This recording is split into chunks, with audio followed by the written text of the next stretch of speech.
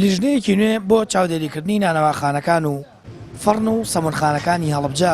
پێگەێنراوە. لیژنەکە کار دەکات بۆ ئاساییکردنەوەی دۆخی بازاڕ و دوو بژاردە لە بەردەم نانەواخانەکاندایە. سەرۆکی لیژنەکە ڕوونکردنەوە لە ڕێگەی پەیامەوە دەخاتە ڕوو. لەبەرەوەی کە دوای دوێنێ غازمانیا پێ نان هەرزانکەینەوە بۆکو جاران بە 8 نان بێت بە 1000 دینار بەمەرجە کێشی گونکەکەیان لە 100 غرام کەمتر نەبێت واتە لە هەر 1000 نانێک ینی 8 غرامێک ئارد بەکار هاتبێت 8 غرامێک بڵین گونک و هەویر بەکار هاتبێت ئالا کولین دوای ئەوەش کە هەندێک نانەوە پێداگرێت کە لەسەر ئێمە ناتوانین هەشت نان بکەین بە 1000 دینار لەبەرەوەی کێشی گونکەکان بۆ شێوەیە و زیاتر لەوەی کە ئێوە داتانناوە ئێمە پابندمان کردن بۆ ڕێنمایە بەڵام بەداخەوەوان جێبەجیان نەکرد. دوجار هەنێک بەرچاوی هەنێ هاوڵاتیشمان کرد کە وتیان ئێمە کێشەمەینە لەگەڵەوە 6 نانیش بە 1000 دینار بێت بەڵام ئێمە کاتە ڕێنماییکەمان پێدانوتمان لەبێت کێشی گونکەکەتان زیاکەن لەبەرەوەی کە ناکردنانەوەیەک بۆ نمونە 8 غرام گونک بەکاربێن هەویر بەکاربێن و نانەوەیەک 6 غرام بەکاربێنێ لەبەرەوە ڕێنمایەکەمان گۆڕی بۆ شێوەی کە 6 نان بکرێت بە 1000 دینار بەمەرجێک کێشی گونکەکان لە 135 غرام کەمتر نەبێت.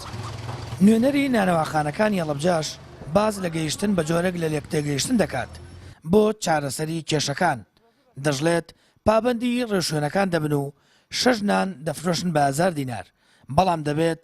سەنگی گونکەکان 135 گرام بێت. کێشەکەمان دوێنێ حەل بوو شکر بۆخوا بە هەوڵی هەموو لایەک لیژنەکانی قایمقامێت و پارێزگار و قایمقام و هەمویان لەسەر خەت بوون تێگەشتین دانیشتین بە یەکۆ لە یەک تێگەشتین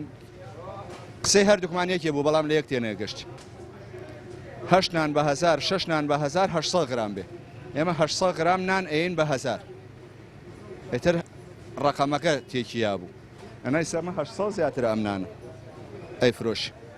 غازەکە شکر بۆخوا بەرەو ئاسایی بوونەوە چە دوێنێ غازمان بۆ هاتووە حەل بووە کێوە مەڵە کێشەی تریشەیە لە دەسەڵاتی نەقایم قام و نەحکومەتیشان نییە